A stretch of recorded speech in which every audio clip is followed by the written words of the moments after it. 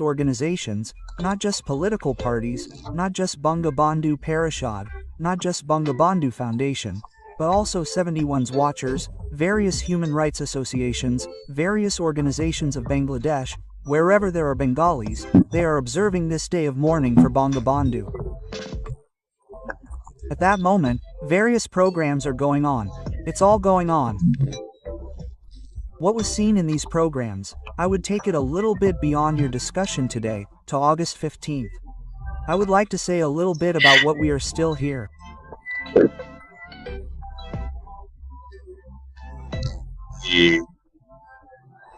The meticulously designed power transfer or seizure of power in Bangladesh on August 5th last year, the way Bangabandhu has been attacked there in the last 12 months, in today's August 15th, the people of Bangladesh and the world, the Bengalis of the world have shown that they have a deep respect for Bangabandhu, that they have given Bangabandhu a deep place in their hearts.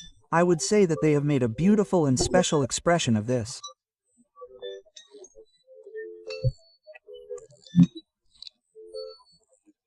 And this history of glory of the Bengali nation is related to the history of glory that Bengalis have for the greatest Bengali of all time, Bangabandhu Sheikh Mujibur Rahman, the father of the nation.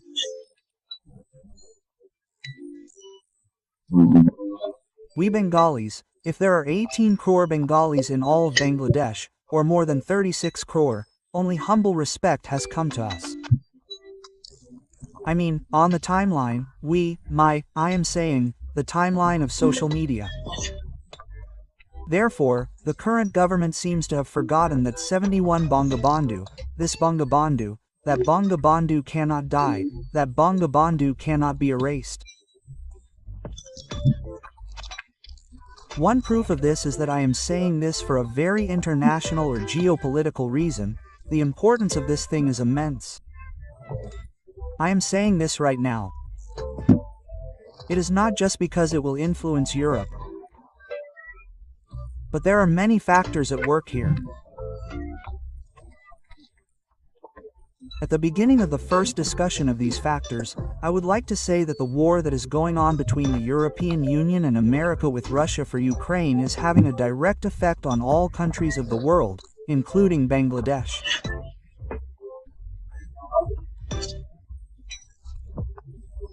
And you know, let me say another thing there, that is that Bangladesh, including India, which has the largest border with Bangladesh, is being dragged by Trump over buying Russian oil. Because Russia's oil or crude oil or India is traded in Europe. For that, their tariff has been increased to 50%. Therefore, today's discussion or summit is important for this. It is not just about Ukraine. It will be important that the current strained relationship between India and America was also likely to be resolved here at this summit.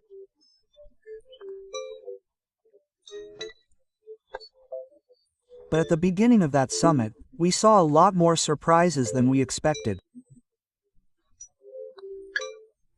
So I started by saying that the answer to your question is that no, there was a possibility of resolving many important issues in the world at the summit.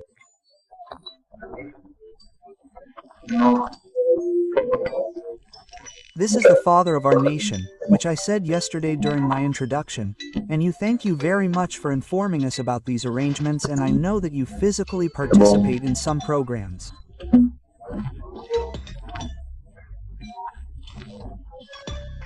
This is very important for all of us, very important.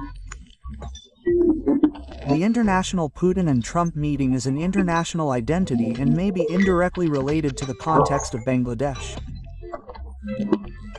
But on this day of Bangabandhu's assassination, this is a question of our existence.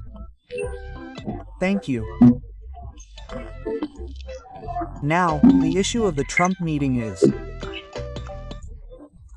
very interesting.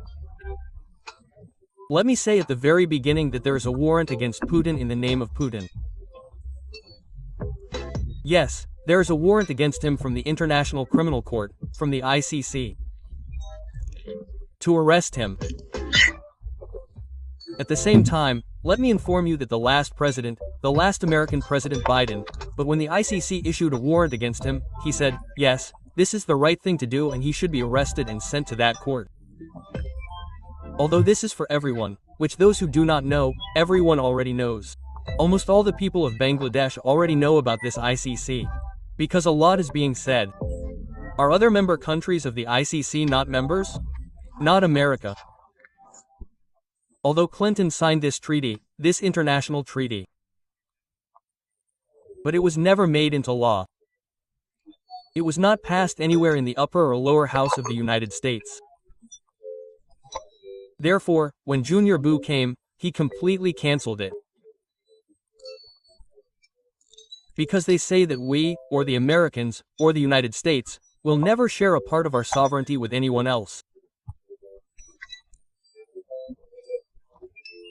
We will not be judged by a third party, any UN court, and for that, they, again with America, again with other countries, such as Bangladesh for example, America again makes mutual agreements with them that you will never be able to do anything about our soldiers or our country in the ICC, you will not be able to apply for justice.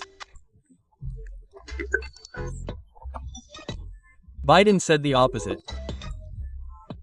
But Trump came and brought Putin to that American soil. This is me, this is me. This is us who are journalists, or at least, we who work with the White House, the State Department, international politics, policy and diplomacy. We who work with geopolitics. This is Trump, Trump's, but here it is a win-win situation. How? Trump said, right after the election, that if I had been elected, if I had been president, there would have been no war. But this is what the two presidents said today, their first meeting, that he said Putin says that he believes that if he had been president, this war would not have been necessary. Which Putin said, which I also believe.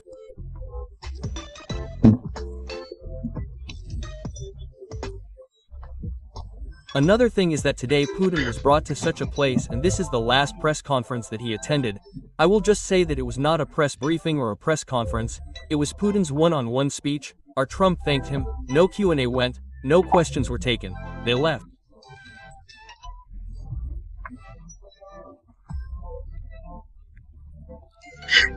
There, Putin gave a fairly long speech. I want to share the gist of that speech for us, but he says that we had a deep discussion. It is very important that we had a deep discussion, which was very beneficial.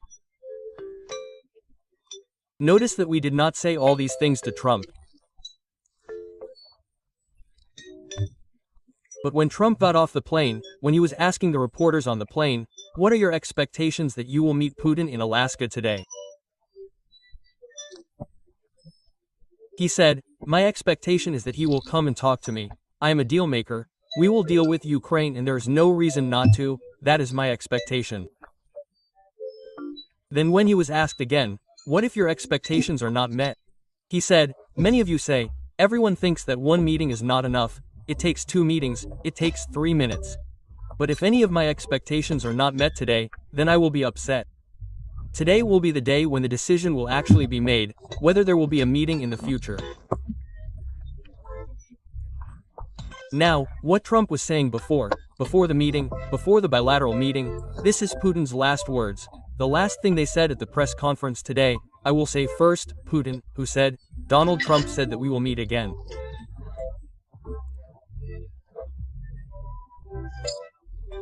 He is saying, thank you President Trump. What he is saying at the end is, Mr. President, I like to thank you very much and thank you very much and probably you very much. Look, Trump is saying earlier that today's meeting will be scheduled.